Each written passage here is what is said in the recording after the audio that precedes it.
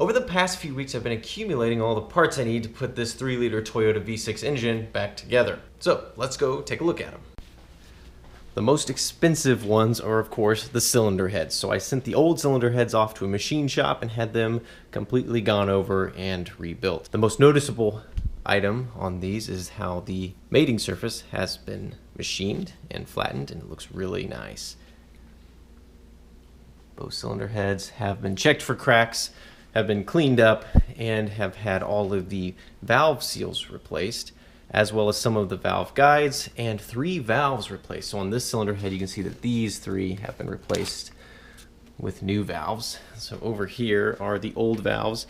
I guess you can see the 2 worn where the valve guides right up against them. I guess one of them was slightly bent. Can't really tell by the naked eye, but I'm happy I sent them off to have that completely gone through, because I wouldn't have known that these were needing to be replaced. Of course, all the valve seals were replaced while it was there.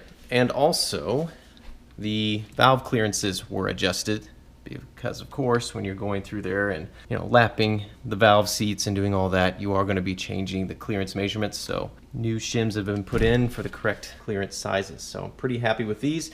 So something to be watchful of. So the 3VZE 3-liter Toyota engine does have aftermarket brand new cylinder heads that are being manufactured right now, and you can get them on eBay for the pair for like $600 or around that. But if you have a early model one, like on this 88 Toyota 4Runner, the cylinder head is different than the later 3VZE cylinder heads, and the ones that are being manufactured are for the later version. I don't know that the later cylinder heads can be adapted to fit these early versions, because you have a power steering pump mount here. If you look at the later cylinder head versions, this section is completely different. It's like been milled out. And also these have a bolt hole for a spring-loaded timing belt tensioner, where the new ones use a hydraulic tensioner. Another difference is that the distributor mount in the cylinder head is, I think the earlier models have a larger diameter hole for the distributor to fit into, so just another thing that you have to be wary of if you decide to swap cylinder heads. That is a lot of parts, and that just goes to show when you're going in to replace a head gasket is the least of your worries when it comes to accumulating all the parts you need to replace when getting in there. So let's just start on the left side here. So of course we got brand new spark plugs going in. The old spark plugs look like they hadn't been changed in a very long time. Got a few oil filters, because of course I'm going to have to flush the oil system a couple times to get all of the coolant remnants out of there. Over here are new torque to yield head bolts. I got these from LC Engineering. It was about $65 for the full set. Again, you can't reuse your old bolts because they stretch when they're torqued correctly. Here are the old injectors that have been flow cleaned and matched, and now they are in perfect operational condition. But I went ahead and bought a reseal kit for them, which comes with new filters, pintle caps, and O-rings and seals for them. I'll go through and change all that out. Then we have new dowel pins for the cylinder heads. These go into the block. They were a pain in the butt to remove. There was no way I could reuse the old ones, so I had to get new ones at almost $5 a piece. Here are new exhaust manifold studs. So they all ended up coming out, but they were very rusty, and I just wanted to put new ones in. Why not? We're already going through all this work anyways. Here's a new knock sensor wire. All the forums suggested that you should replace this while you're getting in there. You can't get to it until you remove the intake manifold, so you've already taken care of most of the labor to get to this anyways. It's about $20.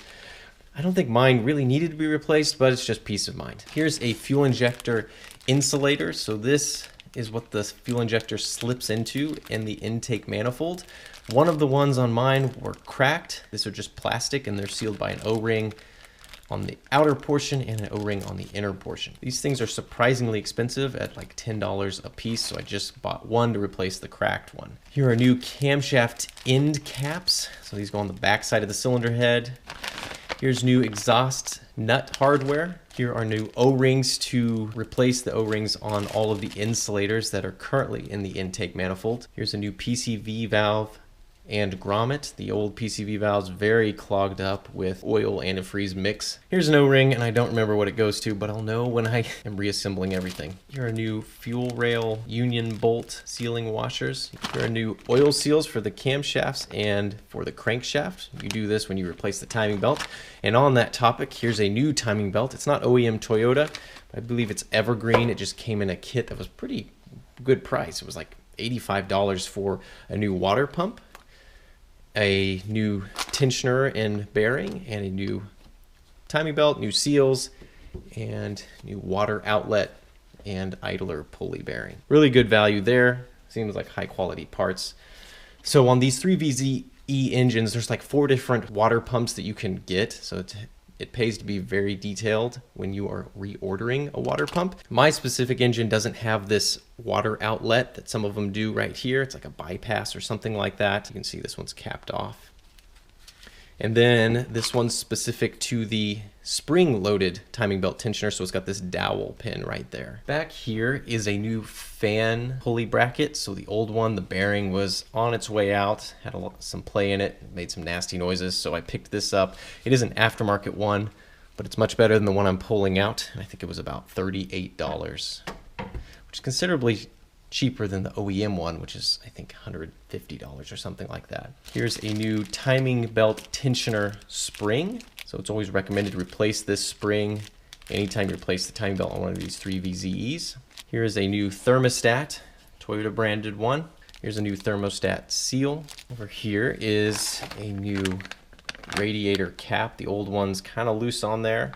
Then we have 2 gallons of concentrate Toyota Long Life Antifreeze. It's the red stuff, not the pink stuff. And then lastly, we have the Toyota valve grind gasket set, which includes the new redesigned head gaskets. So there's a bunch of different things inside of this kit, and I'm going to cover this in a separate video because I have found nowhere on the internet that details what's inside of this box.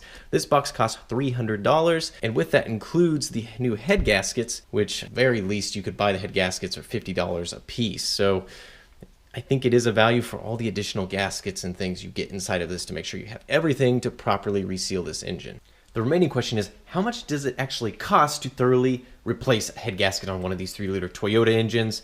And I have the answer for you. So I've been tallying up all of these parts as I buy them and the costs, including shipping and tax and everything, so you get a realistic idea of what this actually costs. And the number is $1,333.91.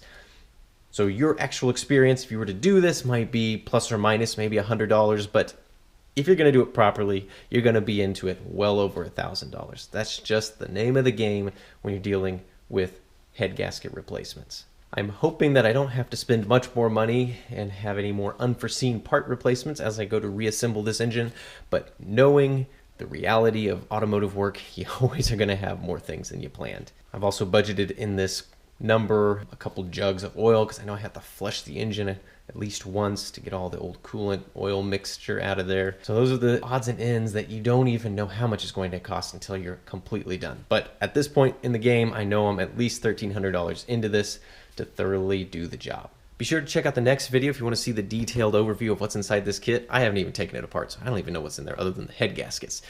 Until then, thanks for watching, and we'll see you guys again next time.